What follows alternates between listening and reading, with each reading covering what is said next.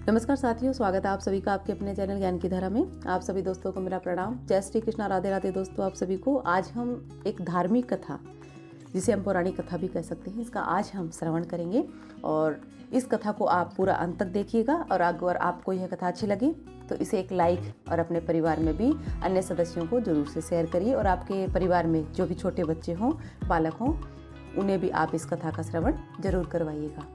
चलिए दोस्तों, सुनते हैं आज की कथा। श्री अयोध्या में कनक भवन एवं हनुमानगढ़ी के बीच में एक आश्रम है, जिसे बड़ी जगह अथवा दशरथ महल के नाम से जाना जाता है। वहाँ एक संत रहा करते थे, जिनका नाम था श्री राम प्रसाद। उस समय अयोध्या में इतनी भीड़ भाड़ नहीं होती थी, तो श्री राम प्रसाद जी ही उस स्थान के कर्ता धर्ता थे। वहाँ पर एक मंदिर है, जिसमें पत्नियों सहित चारों भाई श्री राम, श्री लक्ष्मण, श्री भरत एवं श्री शत्रुघ्न जी एवं हनुमान जी की सेवा होती है। चूँकि सबके सब फक्कड़ संत थे, तो नित्य मंदिर में जो भी थोड़ा बहुत चढ़ावा आता था, उसी से मंदिर एवं आश्रम का खर्चा चलता था। प्रतिदिन मंदिर का सारा चढ़ावा पलटू बनिए को भिजवाया जाता था, जो उस धन में से थोड़ा बहुत जो भी राशन आता था, उसी का भोग प्रसाद बनाकर भगवान को भोग लगाता था। और जो संत आश्रम में रहते थे, वे खाते थे। एक बार प्रभु की ऐसी लीला हुई कि मंदिर में कुछ चढ़ावा आया ही नहीं। अब इन साधुओं ने कुछ जोड़ा गांठा तो था नहीं।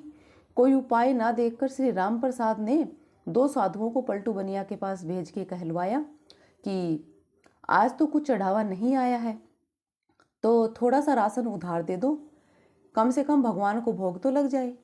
तो पलटू बनिया ने यह कहकर मना कर दिया कि मेरा और महंत जी का लेना देना तो नगद का है, मैं उधार में कुछ नहीं दे पाऊंगा।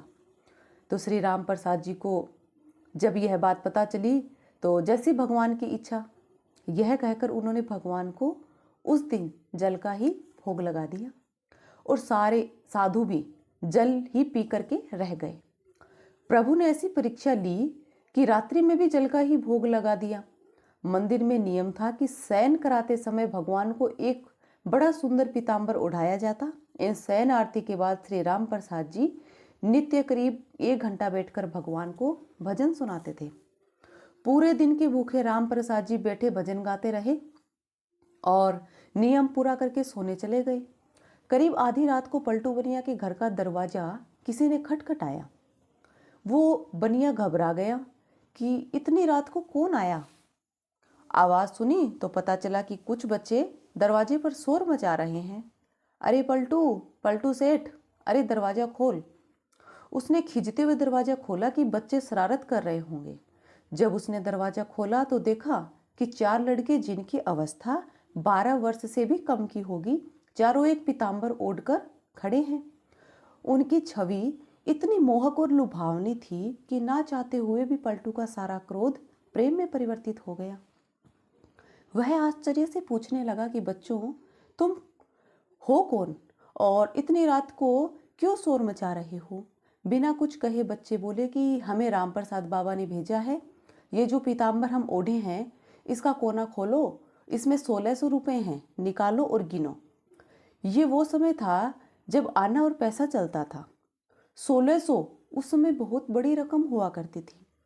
जल्दी जल्दी पलटू ने उस पीताम्बर का कोना खोला तो उसमें सचमुच चांदी के 1600 सिक्के निकले। प्रश्न भरी दृष्टि से पलटू बनिया उन बच्चों को देखने लगा। तब बच्चों ने कहा कि इन पैसों का राशन कल सुबह आश्रम में भिजवा देना।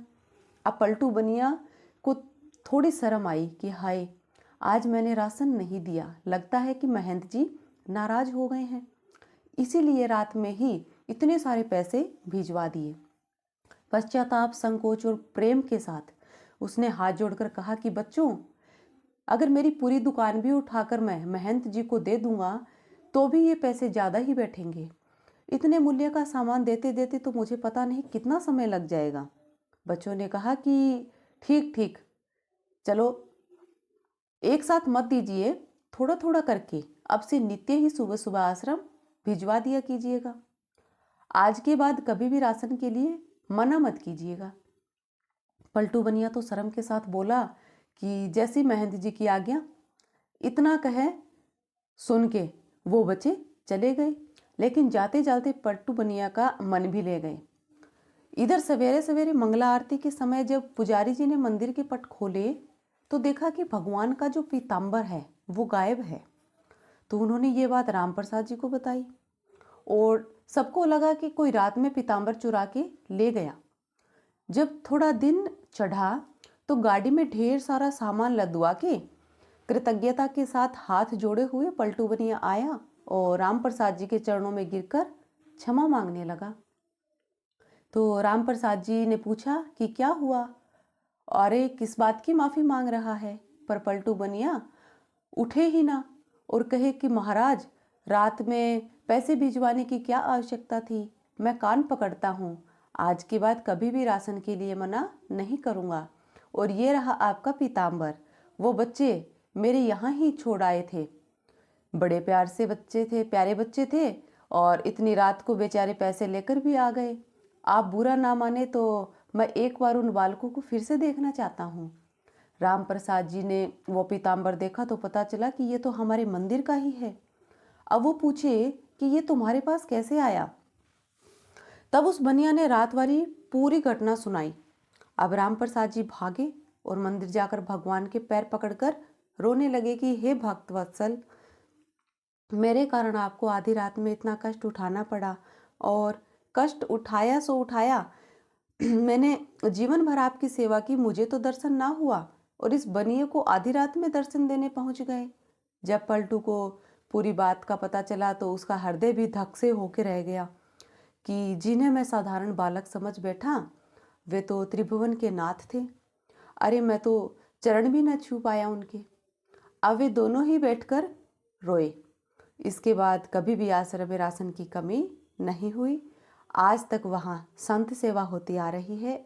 इस घटना के बाद ही पलटू बनिया को वैराग्य हो गया और यह पलटू बनिया ही बाद में श्री पलटू दास जी के नाम से विख्यात हुए। श्री राम प्रसाद जी की व्याकुलता उस दिन हर क्षण के साथ बढ़ती ही जाए और रात में शयन के साथ जब वे भजन गाने बैठे तो वे मूर्छित होकर गिर गए। संसार के लिए तो वे मूर्छित थे, किंतु मूर्छावस्था में ही उन्हें पत्नियों सहित चारों भाइयों के दर्शन हुए और उसी दर्शन में श्री जानकी जी ने उनके आंसू पोंछे तथा अपनी उंगली से उनके तिलक माथे पर बिंदी लगाई, जिसे फिर सदैव उन्होंने अपने मस्तक पर धारण करके रखा। उसी के बाद से इनके आश्रम में बिंदी वाले तिलक का प्रचलन हुआ।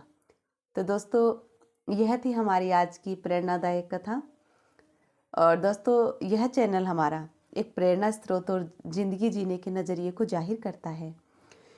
इस ज्ञान की धारा में आपको हर रोज धार्मिक प्रेरणादायक कहानियाँ, गीता जी के अध्याय महात्म्य सहित और आत्मविश्वास से जुड़ी हुई गाथाएं देखने और सुनने को मिलेगी।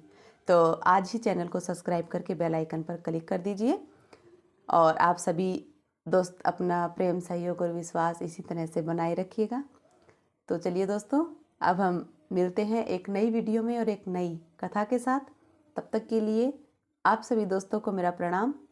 राधे राधे, जय श्री कृष्ण आप सभी को।